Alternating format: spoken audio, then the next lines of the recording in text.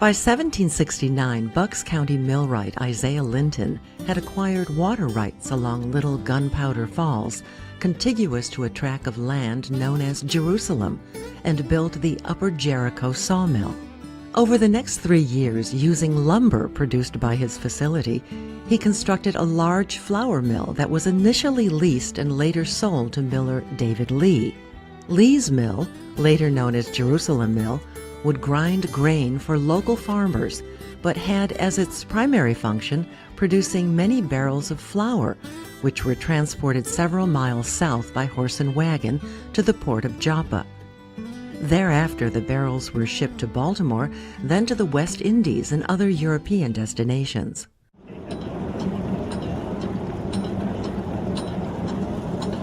Jerusalem Mill is an example of where a river powered a mill and an industry grew a village. This small settlement, though, is different from many other similar villages in Harford County, as it never flourished beyond limited geographical bounds. Thus, there was no economic incentive to tear down the old and to build the new. As a result, it's been lovingly preserved and today exists as a historic colonial settlement with weekend interpretive guides that explain the everyday life of our forefathers. The mill's location along Little Gunpowder Falls was strategic. This stream took its description from the water falling between the Piedmont Plateau and the coastal plain that would provide a reasonable drop in elevation over a relatively short distance. Over a span of 1/2 mile, the stream descended 20 feet, with the water in the adjacent head race only lowering about 4 feet. This resulted in a 16-foot head to turn water wheels.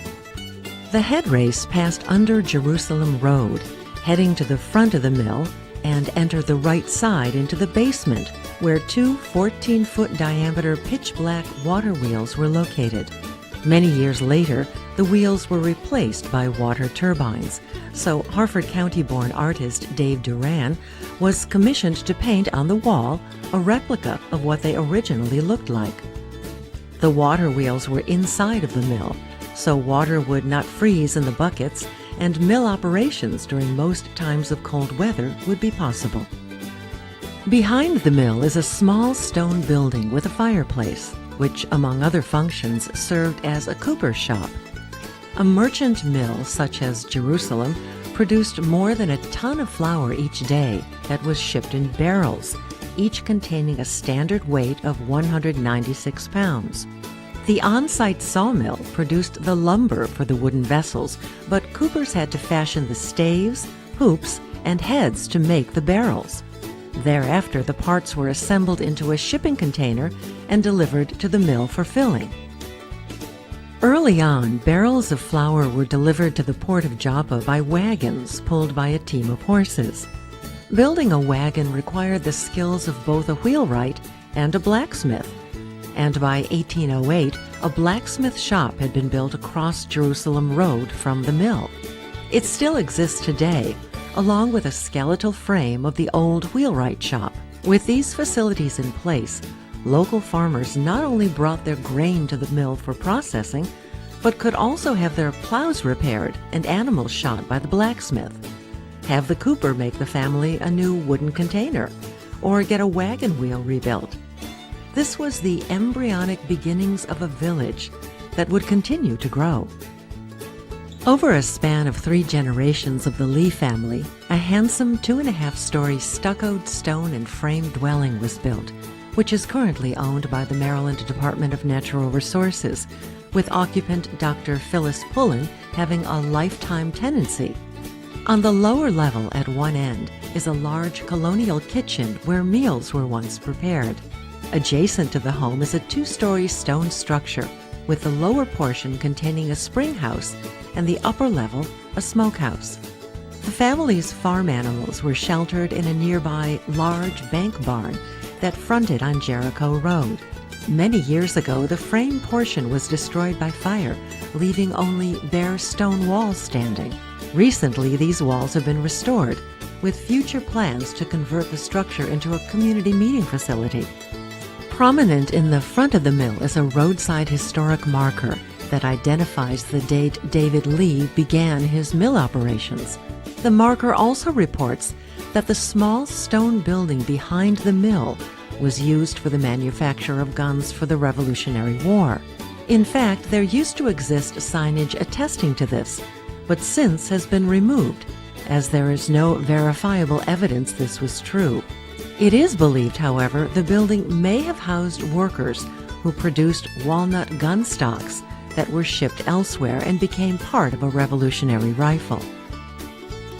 In addition to his routine grain processing operations, the miller often served as a source of the latest news. The vessels transporting his flour to Baltimore would occasionally deliver newspapers and broadsides back to Joppa, thence to Jerusalem. A farmer returning home from the mill with flour to feed his family would also bring bits of information to feed the political rumor mill. The miller also became aware of items that local farmers had for sale or barter, and likewise articles others were seeking. If such goods were available from Baltimore, arrangements could be made with the captain of a Baltimore-bound vessel to acquire the item. Thus, the miller in these cases functioned as a broker, earning a fee on the exchange. In 1840, the United States government recognized there was sufficient population in the area to establish a post office. It was designated Jerusalem Mills, acknowledging the existence of both a grist mill and a sawmill.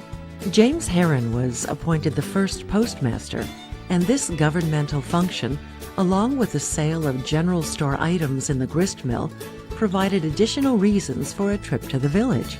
As the general store business increased, the Lee family built a new building, which around the year 1881 was leased to Samuel O. McCourtney, who operated it until his death in 1939. An historic wooden-covered bridge located along Jericho Road is a charming sight often explored by visitors to Jerusalem Mill Village. It crosses Little Gunpowder Falls, connecting Harford and Baltimore counties, and is the only remaining such structure in either county. The persistent rumors of it being haunted were attributed to the untrue account of slaves being hanged at the bridge during the Civil War.